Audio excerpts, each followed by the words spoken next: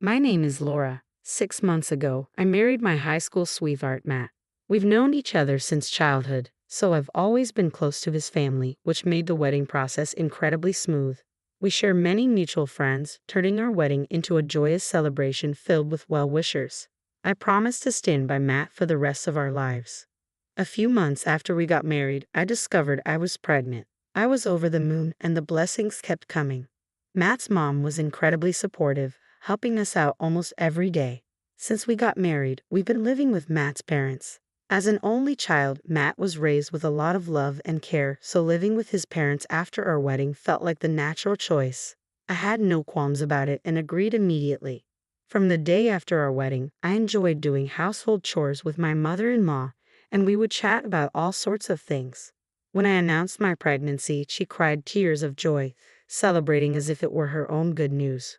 Whenever I tried to do anything around the house, she'd say, "Don't worry, Laura, I've got this," and take over. I'd reassure her, "I'm feeling fine today, really," but she'd insist, "You have to think of the baby first. Rest up," and stop me from doing anything. While I appreciated her concern, it reached a point where I was bored out of my mind. I had been working part-time, but I quit my job as soon as I found out I was pregnant, on the advice of both my mother-in-law and Matt. With nothing to do at home, I was going stir-crazy. I feel like moving around a bit. Can I go shopping? Need anything?" I'd ask, hoping for some freedom. But she'd firmly respond, "Absolutely not. You're not even in your second trimester yet. You need to rest," and wouldn't let me leave the house.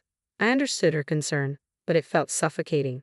She had a miscarriage before having Matt because she continued working, so she was worried I'd face the same fate. "If you're not careful, you'll end up in the hospital like I did," she'd warned me. Not wanting to create tension, I decided to take it easy until my second trimester. Once I reached that milestone, she started allowing me short walks.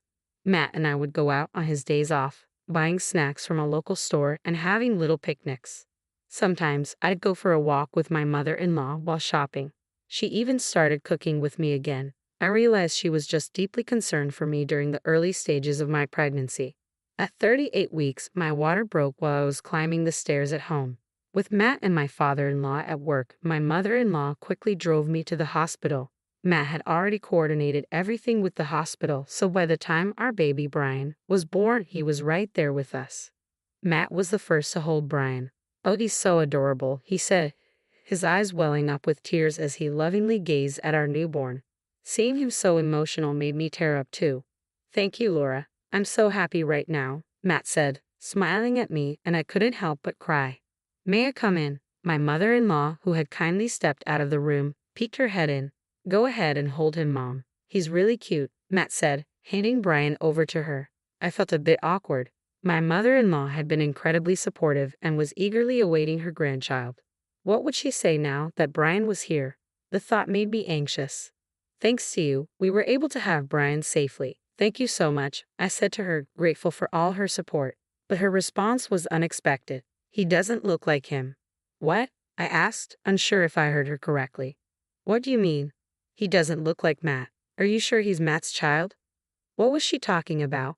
This should have been a happy moment, but my heart started racing uncontrollably. "What are you saying?" Matt immediately confronted her, but she continued without apologizing. "Look at Matt's baby pictures. Brian doesn't resemble him at all," she said, showing us a baby picture of Matt on her phone. "Well, they don't have to look exactly alike," I started to say, but before I could finish, she stormed out of the room, exclaiming, "I can't deal with a child whose parentage is in question." "Hey, Mom," Matt said, following her out and leaving me alone. I looked at Brian's face and started to cry. He looked so much like Matt, especially around the eyes and ears. Matt never returned to the room and only texted me to say he was going home with his mom. I was stunned by his behavior but too exhausted to confront him. A few days later, on the day of my discharge, Matt came to pick me up but seemed distant. "What's wrong? We get to live together starting today," I said, trying to lift the mood, but he didn't seem happy.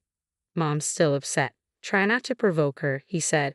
I had just given birth and was mentally and physically drained. Why did I have to be considerate of her on the day I was discharged? I didn't say anything and the ride home was silent. The tension didn't ease even after we got home. As soon as I walked in, my mother-in-law greeted me with sarcasm, saying, "Oh, you're back. My father-in-law avoided eye contact, and my mother-in-law continued with snide remarks.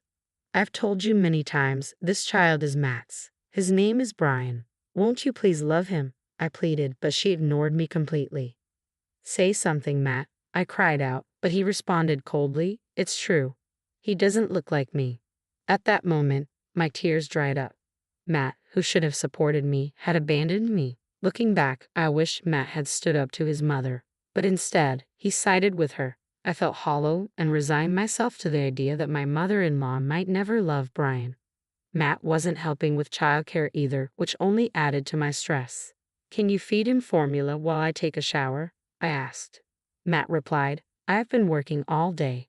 Why should I lose sleep over a child who might not even be mine? I couldn't believe this was happening. Never mind, I said, feeding Brian the formula myself and quickly taking a shower once he fell asleep. This had become my life. If it had only been my mother-in-law, I might have considered getting a DNA test to prove her wrong. But even Matt wasn't convinced Brian was his. That hurt more than anything. My parents had moved to the countryside soon after I got married, so I couldn't rely on them for support. They had been thrilled about my marriage and had welcomed Matt as if he were their own child, which made it impossible for me to confide in them. After months of this, my mother-in-law, who had been avoiding me, finally spoke up. Laura, can you bring the baby to the living room? All right, I replied.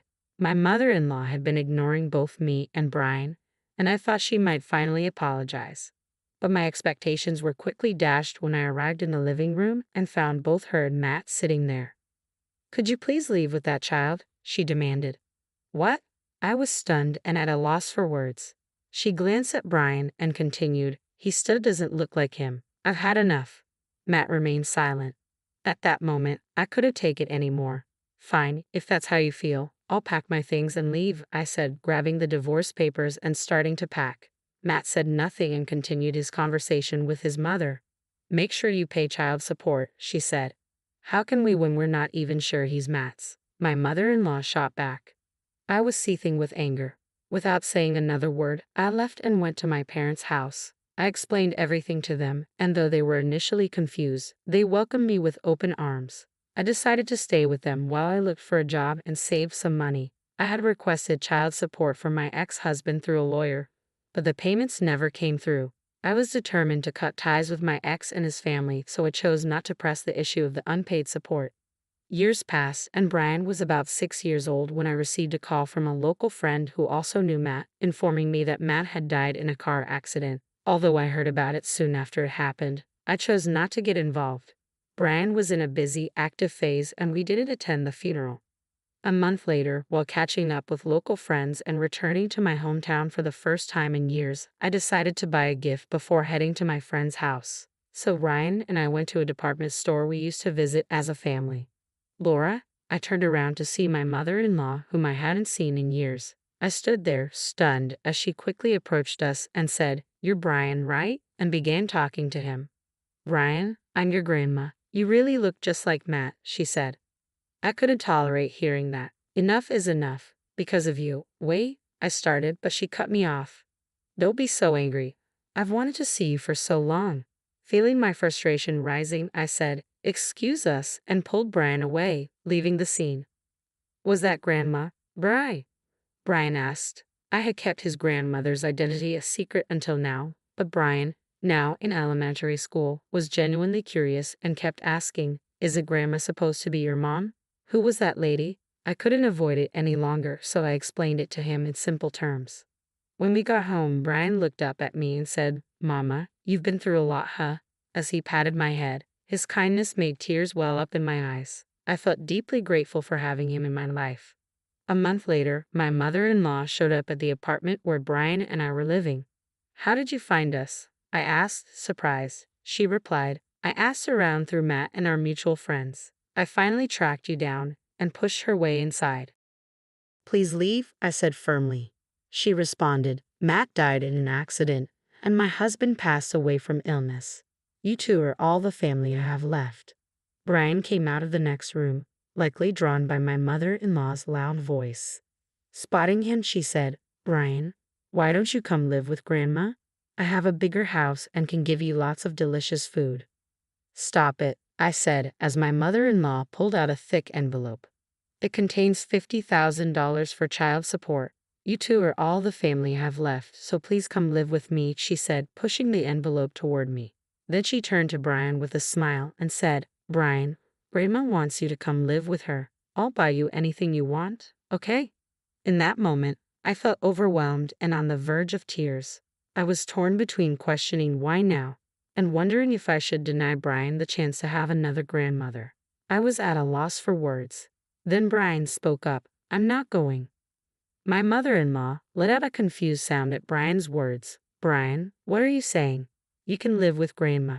There'll be lots of delicious food, and I'll buy you toys, she said, trying desperately to persuade him.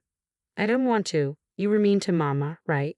My only grandma is Mommy's mom, Brian said, pulling away from her and sitting down beside me. My mother-in-law fell silent, her expression reflecting a sense of defeat. After staring at us for a moment, she abruptly stood up and left the house without another word. We haven't heard from her since that day, and she never visited us again. The child support money she left behind remains untouched, saved for Brian's future.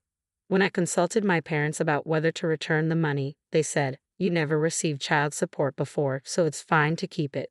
Taking their advice, I decided to keep it. I hadn't heard anything about my mother-in-law since then, but honestly, it no longer matters to me. I have Brian, who is so strong and steadfast by my side. Even at his young age, Brian protected me from his grandmother's advances and chose me over her tempting offers. I love him with all my heart and am committed to raising him responsibly. I want to ensure his happiness, even without a father, now and forever.